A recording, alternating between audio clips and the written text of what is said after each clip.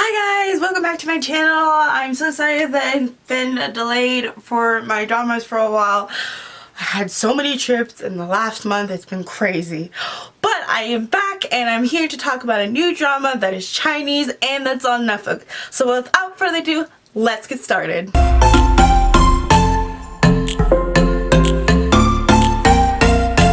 Alright guys, so I am back here with another drama. I decided to also stand up to see if I would talk better, maybe even express my, my self more when I stand up. So I'm going to try that out and see how it goes.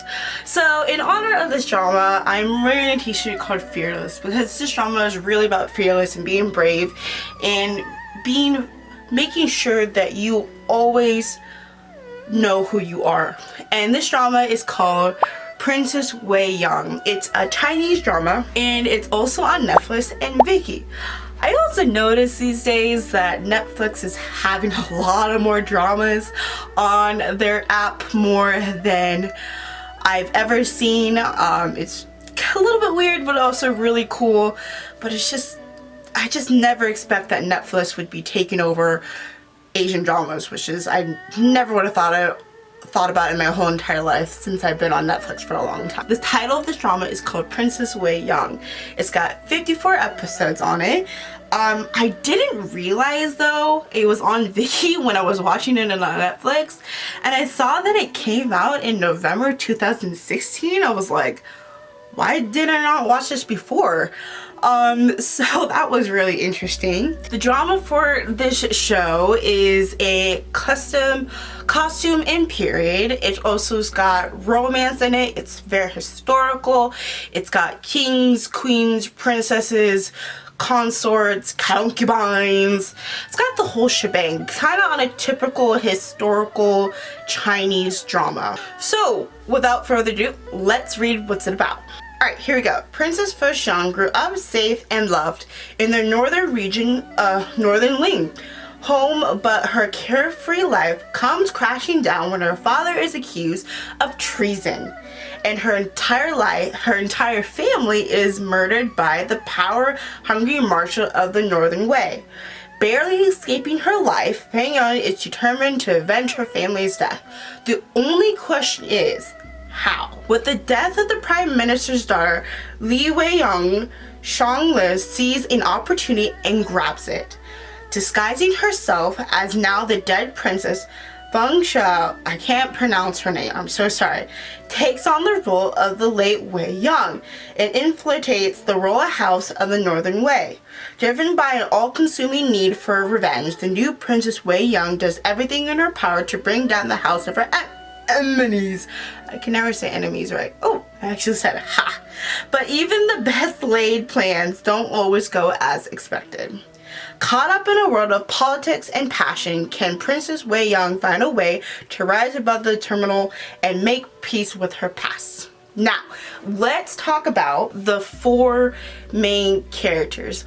Usually when I was looking at this, it showed four main characters, but in my opinion there's five. Number one is Princess Weiyoung slash Feng Shu, who is the actor that plays Princess Weiyoung is Tiffany Tang. She is in a drama called Waking Up Love, which is also a Chinese drama, and We Are is also another Chinese drama that she's in. I also have a little bit of description of what I already read about what Weiyoung's about, but I'm going to also talk about the other four main characters. Number two, Hojin, who plays the role of Hojin. He played in a drama with Tiffany Tang in On the Way We Are, sorry. Alright, so I have a little bit on what Hojin is all about. Prince Hojin, bright, sunny, and compassionate. Hojin is the emperor's favorite grandson, as well as the deceased crown prince's son. As a result, he's targeted by the emperor's son. Han and Weiyoung. However, he doesn't care about the royal politics. His sincerity and unwavering love towards Weiyoung, despite her despair for her revenge, what makes her fall for him. Hojin is also very funny. I like his personality in this movie. Number 3, the actor's name is Vanessa Leu. Now, I really like this guy in this drama, and also I really liked him in another drama called Consort. That was my first Chinese drama, and he was so good in it. Now, here's what we read about Weiyoung. Weiyoung is cunning, ruthless, and cold-blooded. Weiyoung's greatest ambition is to become the emperor and rule the world. He's attracted by Weiyoung's intelligence and wit, and plans to use her as a chess piece to realize his ambitions. However, he soon falls for her and is willing to go to the extreme lengths to have her by his side. Now, Weiyoung is very, like he said, cold-blooded, but he's really smart in a very observant way, and that's what I really like about him in this drama. He likes to observe a lot when it comes to all the schemes that's happening, all the death that's all happening. He's just he knows what he's doing, because there's always a reason behind it. It's not like where he's gonna do it and realize that he did it wrong, but it's like, I'm gonna do it because I know I'm not gonna get in trouble for it. Number 4, I cannot pronounce her name, so I'm just gonna put it right here. But she plays the role as Shan. She only has one drama so far, which is this drama. I couldn't find very much what she's also in, but I guess her big break was in this drama. Now, she plays the role of Shan. She was like such a bad bitch in this drama. Like, I hate her so much. Shan is Weiyoung's older half-sister.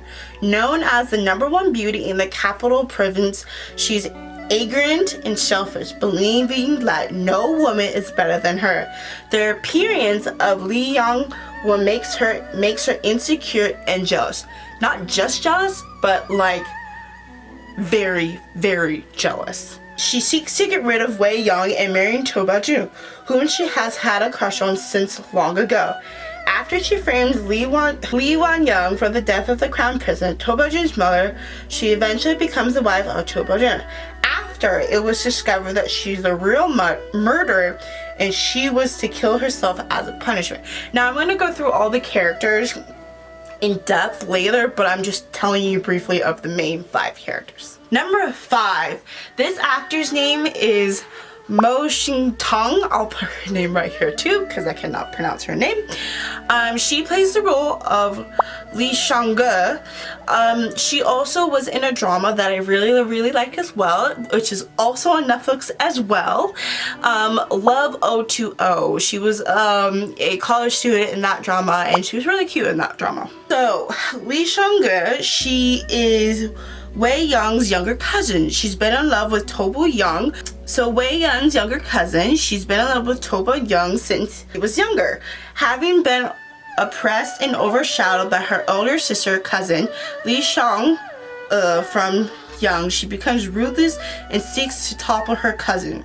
She hides her hypocritical and scheming nature behind her weak and delicate appearance. She treats Weiyoung sincerely at first, but turns against her when she discovers that Weiyoung has fallen for her. As a result, she betrays Weiyoung, and she eventually becomes pregnant with Weiyoung's child. Those were all the 5 main characters in the story.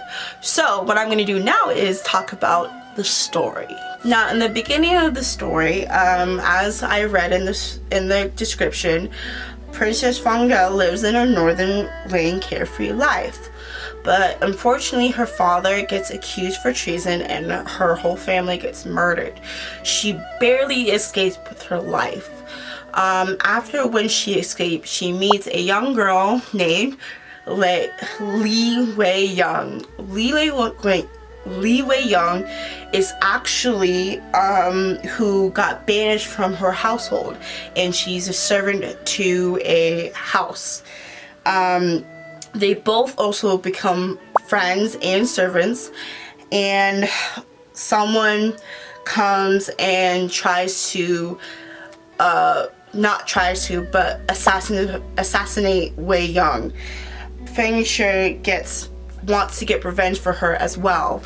So she becomes Princess Weiyoung and she travels to her new household. When Weiyoung gets to the house of the Prime Minister, which is her uncle, I believe, she meets the whole family. She meets Shunga and her mother.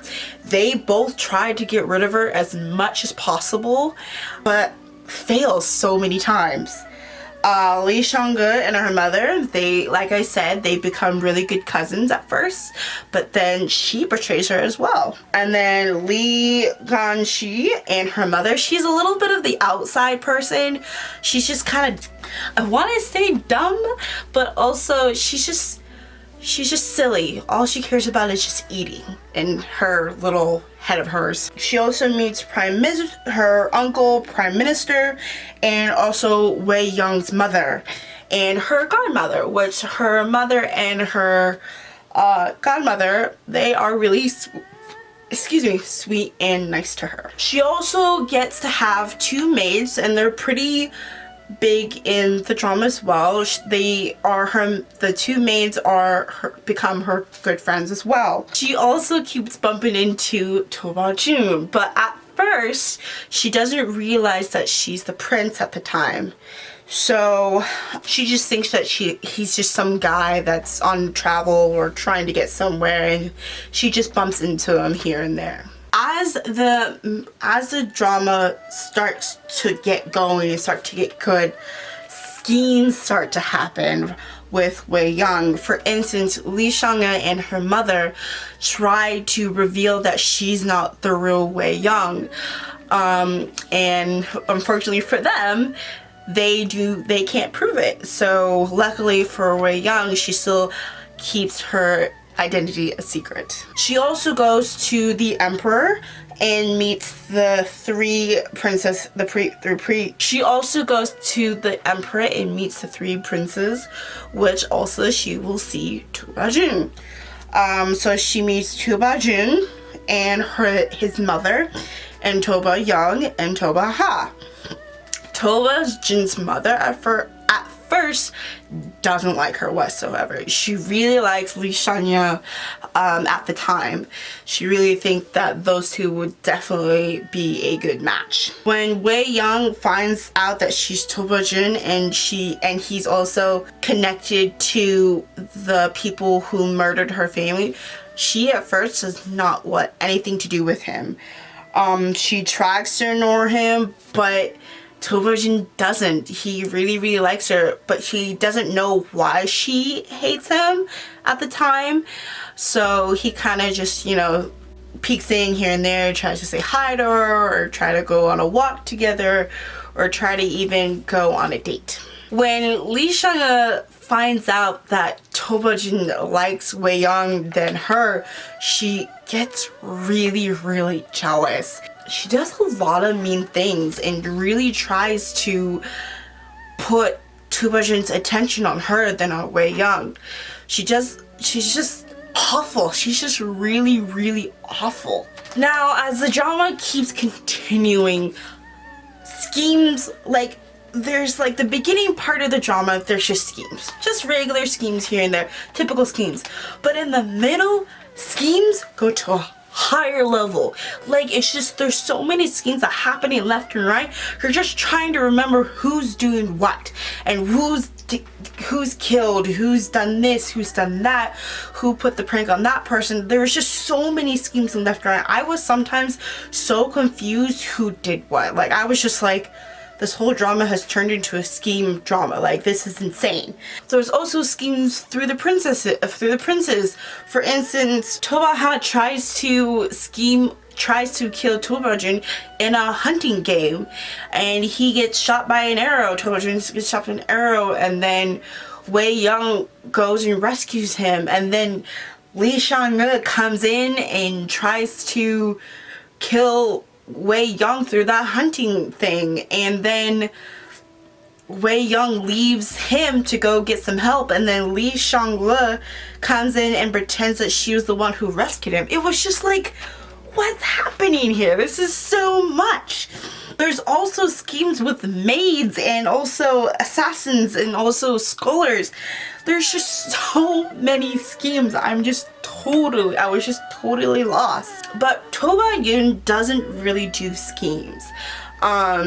He, like I said, like, he observes a lot, and he's very calm and very mellow. He doesn't like, it's like schemes are too petty for him. Like, he's way too cool for that. He's just like, I see where this is going. I'm just gonna stand in this little corner right here, and I'm gonna observe. To really calm and cool about his schemes and what he does and what he observes. Eventually, Toba Jun and Weiyoung eventually become a couple. Now, I was a little disappointed in the love romance, the couple scenes between them, because it was only in about 3 episodes. It was just like, oh, that was short for them to be a couple. And then something big happens to Weiyoung. So the big thing that happens is Tobojin's mother dies, and Weiyoung gets framed for that. And Tobojin, I'm trying to read my notes here. Tobojin's mother dies and gets framed for it.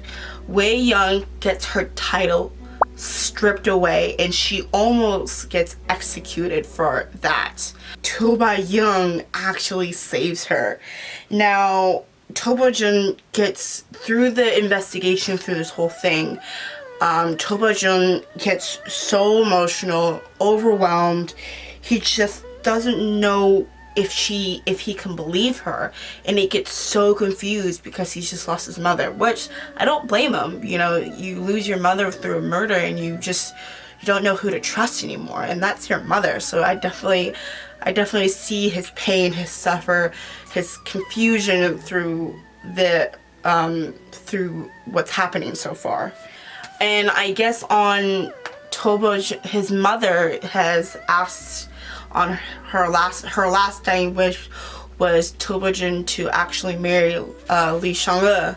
So he does that, but he doesn't want to, but since it was his mother's last wish, he goes through it. But the funny thing is, after that this whole thing happened, Tobojin, yes, Shunga did murder his mother, but also Shunga, so they both schemed together to kill Tobojin's mom. But the crazy thing is that Tobojin never really knew the whole truth about how his mother died.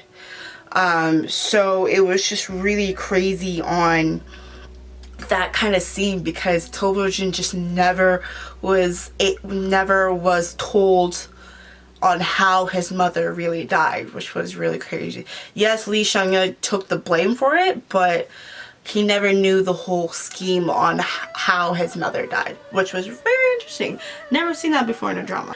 Now, through episode 40 until the end, things just start happening. People die.